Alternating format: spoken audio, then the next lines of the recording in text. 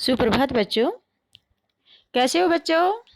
आशा है आप सब सकुशल होंगे और जो कुछ पढ़ाया जा रहा है वो साथ साथ पढ़ भी रहे होंगे और समझ भी रहे होंगे। आज बच्चों हम एक ऐसा निबंध पढ़ने जा रहे हैं जो हमारे जीवन से बिल्कुल संबंधित है। जो हमें लगेगा वो निबंध हम पढ़ेंगे तो वाकई ये घटनाएं तो हमारे साथ अक्सर घटती रहती हैं। आप कभी बाजार में गए होंगे और हो सकता है आप घर बना के गए हो, अब सोचा होगा कि एक दो सामान लेके आना है। लेकिन कभी ऐसा हुआ है कि आप जब एक दो सामान लेने गए लेकिन आपको बाजार में कुछ ऐसा दिखा कि आप बहुत सारा सामान ले आए, या फिर बहुत सारा सामान देख के कभी आपके दिमाग में ऐसा आया कि अरे मैं क्या लूं, मैं तो भूल गया मुझे क्या लेना था। ऐसा अक्सर हमारे साथ हो जाता है कि हमें एक चीज लेनी है लेकिन हम वहां देख के, वो विज्ञापन देख के, वो चीजों की चकाचौंध देख के हम बहुत सारा सामान ले लेते हैं। तो आज का जो ये हमारा पाठ है, निबंध है बाजार दर्शन। जैसा कि नाम से ही है बाजार दर्शन, ये हमें बाजार के दर्शन कराएगा कि वास्तव में हम बाजार जाते हैं तो कैसा होता है, बाजार कैसा लगता है। इसके लेखक हैं जैनेंद्र कुमार। तो आज हम पढ़ेंगे बाजार दर्शन, जिसमें हमें बताया गया है कि किस तरह से हम अपने मन पर काबू नहीं रखते और विज्ञापनों के लुभावनी दुनिया में खो जाते हैं और न चाहते हुए भी वो चीज़ ले आते हैं, अपने इस लेके आते हैं अपने सुख सुविधाओं को बढ़ाने के लिए। लेकिन कभी कभी वही सुख सुविधाओं की चीज़ें हमें परेशानी देने लगती हैं। ये अक्सर बहुत बार होता है। कभी आप भी ध्यान से सोचना समझना इस बारे में कि क्या सच में ऐसा हुआ। तो आज हम यही पाठ पढ़ने जा रहे हैं जिसमें लेखक ने हमें बताया है कि किस तरह से इंसान बाजार की महत्ता को समझ सकता है कि बाजार हमारे लिए उपयोगी तो है, लेकिन वो तभी तक उपयोगी है जब हम उसका प्रयोग सही तरीके से करते हैं। और सही तरीके से प्रयोग कैसे करना चाहिए, ये सब इस पाठ में है, जो हमारी रियल लाइफ से संबंधित है, जो हमारे जीवन की वास्तविकता से संबंधित है। जैनेंद्र कुमार है, वे यथार्थवादी लेखक है, मतलब जो समाज में घटनाएं घटती हैं बिल्कुल उससे जुड़कर, कहानी हो, उपन्यास हो, चाहे निबंध हो, उसी से संबंधित इन्होंने उपन्यास, कहानी और निबंध लिखे हैं। तो ये आज का जो निबंध है बाजार दर्शन, ये भी आज के इस भागदौड़ भरी विज्ञापनों भरी दुनिया से संबंधित है। तो आज हम पढ़ेंगे निबंध बाजार दर्शन। लेकिन बाजार दर्शन निबंध के बारे में पढ़ने से पहले हम थोड़ी सी जानकारी लेखक के बारे में भी ले लेते हैं। जैनेंद्र कुमार का जन्म सन 1905 में अलीगढ़ उत्तर प्रदेश में हुआ। प्रमुख रचनाएं परख, अनाम अनाम स्वामी, सुनीता, त्यागपत्र, कल्याणी, जयवर्धन, मुक्तिबोध, ये सारी रचनाएं क्या हैं? उपन्यास हैं। ये सब जैनेंद्र जी के उपन्यास हैं। वातायन, एक रात, दो चिड़िया, फांसी, नीलम देश की राजकन्या, पाजेव, ये सब जैनेंद्र जी के कहानी संग्रह हैं। प्रस्तुत प्रश्न, जड़ की बात, पूर्वोदय, साहित्य का श्रेय और प्रेय, सोच विचार, समय और हम, ये सब निबंध संग्रह हैं। और कैसे निबंध संग्रह हैं? विचार प्रधान निबंध संग्रह हैं। इनको अनेक पुरस्कारों से सम्मानित भी किया गया है। तो हम इनके पुरस्कारों के बारे में भी एक बार देख लेते हैं। साहित्य अकादमी पुरस्कार, भारतीय सम्मान और भारत सरकार द्वारा पद्म भूषण से सम्मानित किया गया। और सन 1990 में 1990 में इनका देहांत हो गया। जन्म कब हुआ था बच्चों? 1905 में, और मृत्यु 1990 में। कहाँ हुआ था? उत्तर प्रदेश, अलीगढ़ में। तो आज हम इनके प्रसिद्ध जो निबंध है बाजार दर्शन, उसको पढ़ने जा रहे हैं। बाजार दर्शन जैनेंद्र जी का एक महत्वपूर्ण निबंध है जिसमें गहरी वैचारिकता और साहित्य सुलभ लालित्य का दुर्लभ संयोग देखा जाता है। मतलब विचार प्रधान होते हुए भी इन्होंने साहित्य का भी इसमें अच्छे से जिस तरह से रचनाएं लिखी जानी चाहिए उसका इनमें उन्होंने अच्छे से प्रयोग किया है। हिंदी में उपभोक्तावाद एवं बाजारवाद पर व्यापक चर्चा पिछले 1 डेढ़ 10 पहले ही शुरू हुई थी कि लोग किस तरह से अपनी चीज़ों को बेचने के लिए और उसका प्रचार प्रसार करने के लिए किस तरह से विज्ञापनों का प्रयोग करते हैं। पर कई दशक पहले लिखा गया जैनेन्द्र का लेख आज भी इतना इनकी मूल अंतर्वस्तु को समझाने के मामले में बेजोड़ है। मतलब इनकी कोई मुकाबला नहीं करता। बहुत दिनों पहले लिखा था ये कि इस तरह भी हो सकता है, जो कि आज हम हमारे साथ घटित होता हुआ देख रहे हैं। अपने परिचितों मित्रों से जुड़े अनुभव बताते हुए यह स्पष्ट करते हैं कि बाजार की जादुई ताकत कैसे हमें अपना गुलाम बना लेती है। अगर हम अपनी आवश्यकताओं को ठीक ठीक समझकर बाजार का उपयोग कर लें तो उसका लाभ उठा सकते हैं।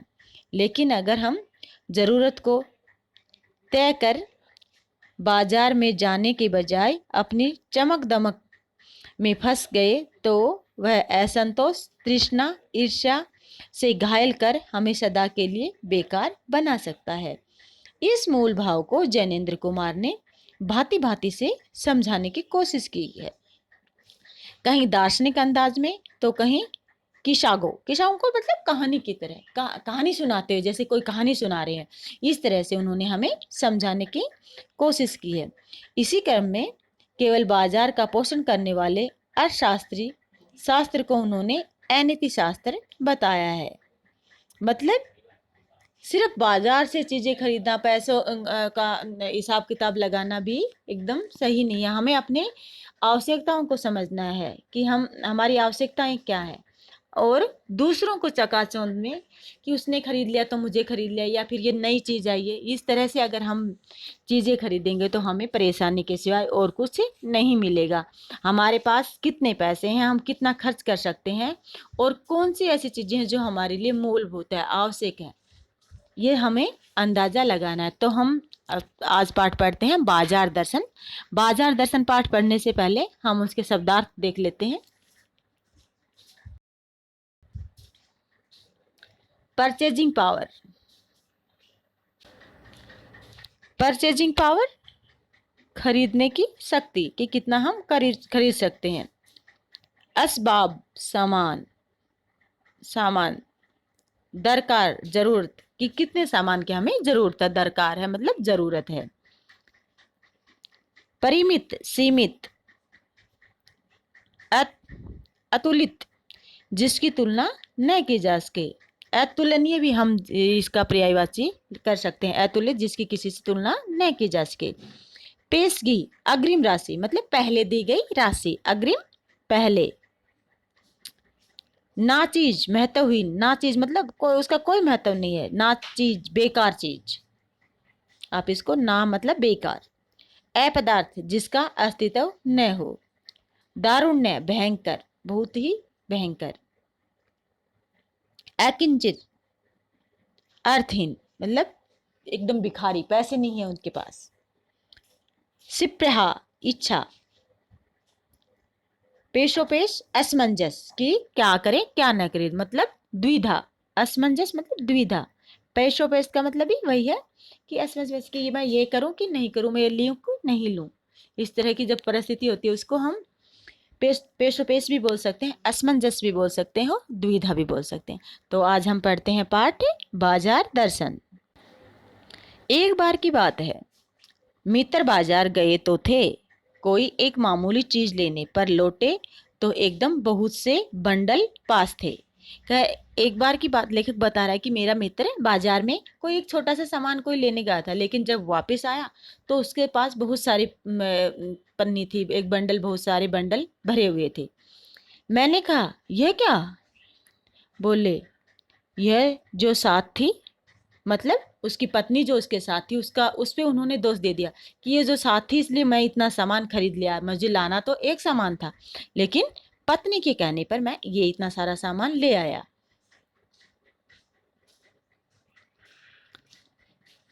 उनका आशय था कि यह पत्नी की महिमा है, उस महिमा का मैं कायल हूं। आदिकाल से ही इस समय में इस विषय में पति से पत्नी की ही प्रमुखता प्रमाणित है। मतलब कुछ जब सामान खरीदना हो तो वहाँ पे पत्नी की ही ज़्यादा चलती है। पत्नी ने जो कह दिया हाँ ये सामान लेना है तो मुझे लेना ही पड़ा। और यह व्यक्तित्व का प्रश्न नहीं, स्त्रीत्व का प्रश्न है। स्त्री माया न जोड़े तो क्या मैं जोड़ूं? फिर भी सच सच है, और वह यह कि इस बात में पत्नी की ओट ली जाती है। कह रहा कि वैसे तो सामान जब बहुत सारा ले आए, पत्नी की ओट ली जाती है, मतलब पत्नी का नाम ले दिया कि पत्नी की वजह से मैं खरीद लाया। लेकिन वास्तव में वो जब बाजार गया तो उसने अपनी पूरी लिस्ट नहीं बनाई, अपनी आवश्यकताओं की चीज़ों के बारे में नहीं सोचा, वैसे ही वहाँ चला गया और चकाचौंध में फंस गया। और जो दिखा, हाँ पत्नी ने भी कह दिया चलो ले लेते हैं, और उसने भी, और पत्नी को अब मूल बहाना किसका बना दिया कि इसके कहने से मैं ले आया हूँ। मूल में एक और तत्व की महिमा सविशेष है। वह तत्व है मनी बैग, अर्थात पैसे की गर्मी या एनर्जी। कि मेरे पास पैसे की गर्मी या एनर्जी कैसे हो सकती है कि जेब में बहुत सारे पैसे थे और सामान दिखा और खरीदने लगा। पैसा पावर है, मतलब कह रहा है कि पैसा शक्ति है, पर उसके सबूत में आसपास माल टाल न जमा हो तो क्या वह खाक पावर है। कह रहे कि पैसा है, और पैसा है तो हमने बहुत सारा सामान नहीं खरीदा तो पैसा, कह रहे कि कुछ से क्या क्या सकती है जब हमारे पास सुविधाएं ही नहीं है। तो पैसे को देखने के लिए बैंक हिसाब देखिए, पर माल असबाब मतलब सामान, मकान कोठी कोठी तो अनदेखे भी दिखते हैं, कि बिना दिखाए भी दिखते हैं। पैसे की उस परचेजिंग पावर के प्रयोग में ही पावर का रस है, कि परचेजिंग की पैसा है और हमने कितनी खरीदारी की, उसी में ही रस है। यहाँ एक कवि जो लेखक है व्यंग्यात्मक रूप में भी कह रहा है कि यहाँ पत्नी की तो ओट ले ली, लेकिन वास्तव में बात क्या थी, अपना मन संतुष्ट नहीं था और जेब में क्या थे, पैसे थे, और मन क्या था, खाली ये भी ले लूं ये भी ले लूं। लेकिन नहीं, लोग संयमी भी होते हैं। संयम होना मतलब जिन्हें पता होना कि मुझे सिर्फ इतनी ही जरूरत है, मैं वही सामान लूंगा। संयमी होना मतलब अपनी आवश्यकता के अनुसार चीजों को लेके, बाकी चाहे कुछ भी हो उसकी तरफ ध्यान नहीं देना, क्या कहलाता है, संयमी। बुद्धि और संयम पूर्ण वह पैसे को जोड़ते जाते हैं। वह पैसे की पावर को इतना निश्चय समझते हैं कि उसके प्रयोग की परीक्षा उन्हें दरकार नहीं है। मतलब कि पैसा तो है, कुछ ऐसे भी लोग हैं जिनके पास पैसा है, लेकिन चाहे चाहे कितना भी पैसा हो, जिनको जितनी चीज़ की ज़रूरत है वो उतनी ही लेके आते हैं, दिखावा नहीं करते। और साथ ही साथ ये भी नहीं दिखाते कि अगर पैसा है तो उसको खर्च करेंगे तो ही दिखेगा कि मेरे पास पैसा है, ऐसा नहीं है। बस खुद पैसे से जुड़ा होने पर उनका मन गर्व से फूला रहता है। मैंने कहा यह कितना सामान ले आए? मित्र ने सामने मनी बैग फैला दिए, कहा यह देखिए।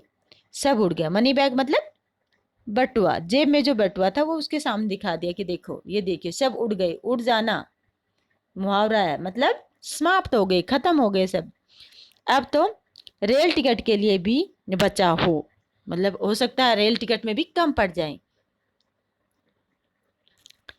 मैंने तब तय और पैसा होता तो सामान और सामान आता, मतलब तब मैंने सोच लिया कि ये तो पैसे जो इतना सामान लेके आ गए, नहीं तो अगर जेब में पैसे और होते तो ये और भी कुछ खरीद लाते। वह सामान जरूरत की तरफ देखकर नहीं आया, अपनी परचेजिंग के अनुपात में आया है। परचेजिंग पावर की मतलब कितना खरीद सकते हैं, जेब में पैसे कितने हैं। मतलब ये नहीं था कि मुझे आवश्यकता किस चीज़ की, ये ध्यान ही नहीं दिया गया। सिर्फ हाँ मेरे पास पैसे हैं, चलो ये भी ले लेता हूँ, ये भी ले लेता हूँ। और ये तकरीबन ये कोई लेखक की मनगढ़ंत कहानी नहीं है, ये हमारे साथ भी ऐसा बहुत बार होता है। बच्चों, आप कभी बाजार जाते होगे या फिर आपने अपने मम्मी पापा से सुना होगा कि अरे मैं ये बेकार में ये उठा लाया, तो उस समय वो चकाचौंध में फंस जाते हैं और हम खरीद लेते हैं। लेकिन ठहरिए, इस सिलसिले में एक और भी महत्व का तत्व है जिसे नहीं भूलना चाहिए। उसका भी इस कर्तव्य में बहुत कुछ छाप है। कर्तव्य मतलब जो इस तरह से इस खरीदारी की उसमें बहुत सारा हाथ है। वो क्या है? वह महत्व है बाजार। मैंने कहा यह इतना कुछ नाहक ले आए। नाहक मतलब बेवजह, जरूरत नहीं थी फिर भी आप ले आए। मित्र बोले, कुछ न पूछो, बाजार है कि शैतान का जाल है। ऐसा सजा सजा कर माल रखते हैं कि बेहया ही हो जो न फंसे। मतलब जिसके अंदर बिल्कुल दया ना हो, जिसके अंदर बिल्कुल उसकी तरफ देख के भी कह रहे कि बाजार की सजावट उसके जो विज्ञापन है वो इस तरह से आदमी को अपने जाल में फंसा लेते हैं कि समझ में ही नहीं आता। कोई एक आध ही कोई ऐसा होगा जो उस बाजार के जाल में नहीं फंसता होगा। मैंने मन में कहा, ठीक, बाजार आमंत्रित करता है कि आओ मुझे लूटो और लूटो, सब भूल जाओ, मुझे देखो, मेरा रूप और किसके लिए है, मैं तुम्हारे लिए हूँ। नहीं कुछ चाहते हो तो भी देखने में क्या हर्ज है। अजी आओ, आओ भी। इस निमंत आमंत्रण में यह खूबी है कि आग्रह नहीं, आग्रह तिरस्कार जगाता है। मतलब बाजार सजा हुआ बाजार हम देखते तो कई बार हमारे पास पैसे नहीं होते तो भी कोई बात नहीं, कोई बात नहीं, हम खरीदें नहीं, हम देख लेंगे। फिर हमें लगता है कि नहीं नहीं ये तो बहुत अच्छा चीज़ है, हमें ले लेनी चाहिए। तो हम कभी कभी अपने दोस्त से भी उधार लेके खरीद लेते हैं कि चलो भाई मैं तुझे घर जाके पैसे दे दूंगा। लेकिन ऊंचे बाजार का आमंत्रण मूक होता है। ऊंचे बाजार का आमंत्रण मूक होता है मतलब गूंगा होता है। मतलब जो बड़ी बड़ी रजिस्टर्ड दुकानें हैं, हाँ, वो कभी आवाज़ आपने नहीं सुना होगा, इस तरह से आवाज़ लगाते हैं। आप जैसे कि आप शॉपिंग मॉल में जाते हो, कभी आपको किसी ने आवाज़ लगाई है कि ये चीज़ लो, जबकि फेरी वाले बेचारे आवाज़ लगाते रहते हैं। कभी कोई कुछ बेच रहा है, कोई सब्जी वाला है। लेकिन आजकल हम बड़े बड़े मॉल्स वगैरह देखते हैं, उनमें कभी कोई किसी को आवाज़ नहीं लगाता, चुपचाप हम जाते हैं, अपने आप देखते हैं, अपने आप ही वहाँ पे लगा रहता है। एक एक चीज़ का प्रिंट रेट उसी पे लिखा होता है, कोई नहीं बताता कि किसका। हम अपने आप उसको देखते हैं, उसके नीचे उसका प्रिंट रेट होता है। तो उसको क्या बोलते हैं, मूक, कि वो बोलता नहीं है, आवाज़ नहीं लगाता। और उससे चाह जगती है। चाह मतलब अभाव, मतलब चीज़ ले खरीदने की इच्छा कि मेरे पास ये चीज़ नहीं है। अभाव का मतलब यहाँ ये सामान मेरे पास नहीं है, मुझे तो ये खरीदना है। चौक बाजार में खड़े होकर आदमी को लगने लगता है कि उसके पास काफ़ी नहीं है, और चाहिए। मतलब जब भी बाजार जाता है तो उसे लगता है कि अरे जो सामान है वो काफ़ी नहीं है, उसे कुछ और चाहिए, और सामान वो खरीद ले तो उसकी सुविधा हो जाए, उसे कुछ और आराम मिले। मेरे यहाँ कितना प्रीमित है, मतलब सीमित से थोड़ा सा सामान है, सीमित है, और यहाँ कितना अतुल्य है। ओह, कह रहा है कि मेरे तो एकदम सीमित, जितना मुझे ज़रूरत है उतनी सामान लेता हूँ, लेकिन यहाँ कितना किसी अतुलनीय, किसी तुलना ही नहीं की जा सकती। कोई अपने को न जाने तो बाजार का यह चौक उसे कामना से विकल्प बना छोड़े। कामना से मतलब इच्छा से, अपने आप को न पहचाने कि मुझे क्या चाहिए, मुझे क्या लेना है। कामना मतलब इच्छा, तो कुछ ना कुछ इच्छा, खरीदने की इच्छा होती रहती है कि मुझे ये खरीदना है, ये खरीदना है। विकल कर दे, व्याकुल कर दे। विकल क्यों, पागल, वो तो पागल ही हो जाए। असंतोष, तृष्णा, ईर्ष्या से घायल कर मनुष्य को सदा के लिए वह बेकार कर डालता है। मतलब दूसरों से उधार ले लेगा, परेशान रहेगा, लेकिन वो खरीदेगा। एक और मित्र की बात है, वह दोपहर के पहले पहल गए बाजार से, कहीं शाम को वापस आए तो खाली हाथ।